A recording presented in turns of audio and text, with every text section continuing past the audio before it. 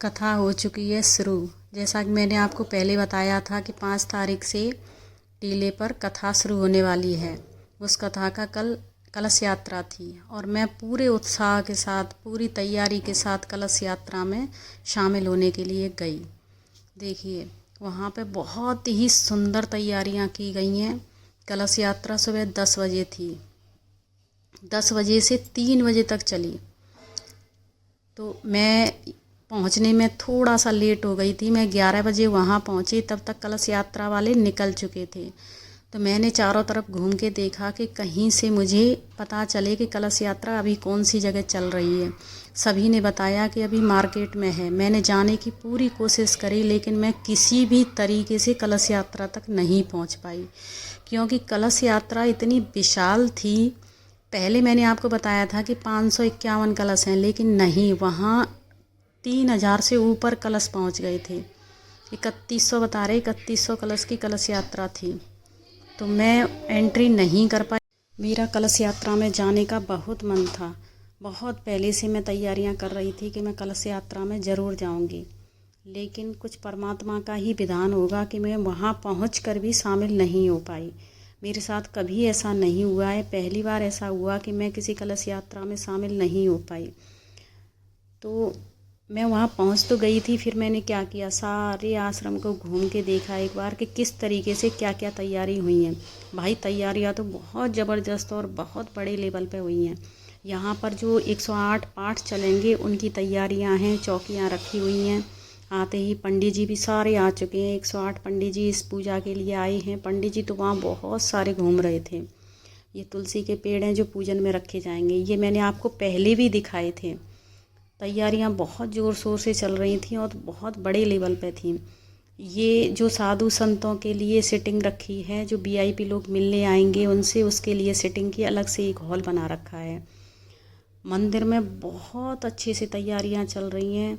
वहाँ मुझे ज़्यादा भीड़ इसलिए नहीं मिली कि सब लोग कलश यात्रा में जा चुके थे और मैं ही रह गई थी।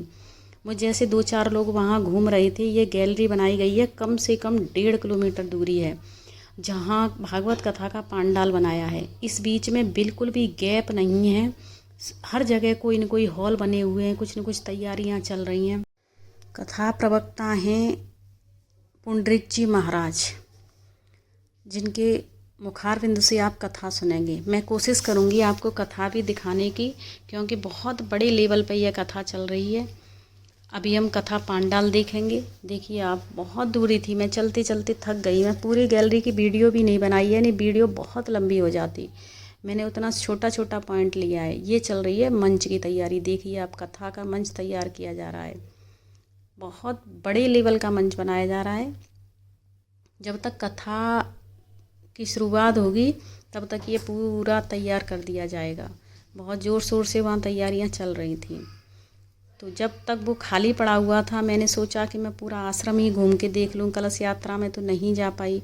मैंने बहुत कोशिश की, इंतज़ार भी किया कि मैं शायद थोड़ी देर के लिए वहाँ शामिल हो जाऊँ, लेकिन मुझे 2:30 बजे तक तो वहाँ कोई कुछ दिखाई नहीं दे रहा था।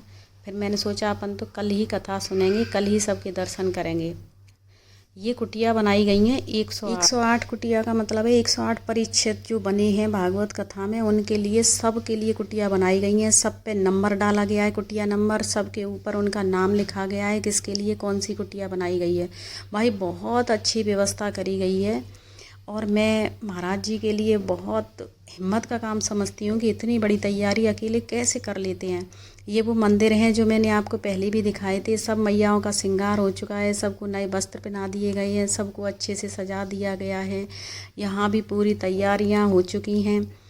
मंदिर बहुत अच्छे लग रहे थे, लाइटिंग भी हो रखी है वहाँ।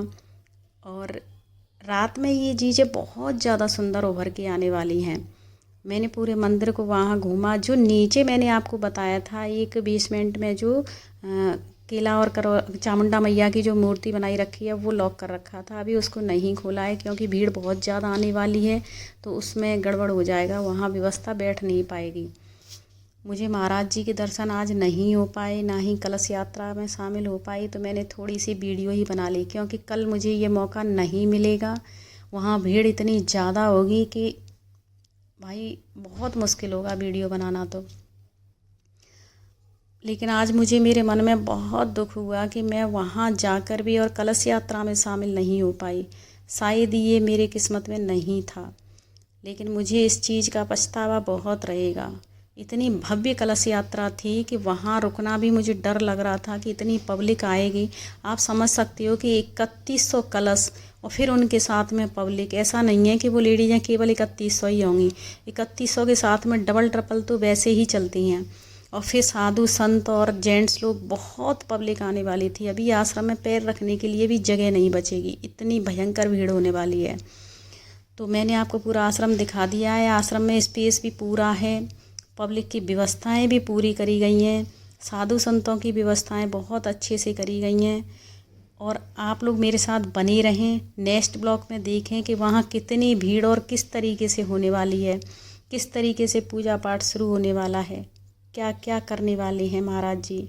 लेकिन भाई आज के ब्लॉग में मैं नहीं दिखा पाई आपको कलश यात्रा, जो कि मैंने पहले बोल रखा था कि मैं कलश यात्रा आपको दिखाऊंगी। उसके लिए माफ़ी चाहती हूँ। अगर मुझे कहीं से अवेलेबल हुआ कलश यात्रा की वीडियो या फ़ोटो तो मैं आपको ज़रूर दिखाऊंगी। आज का ब्लॉग यहीं समाप्त करती हूँ और मेरे साथ ज़ोर से बोले एक बार, जय माता दी।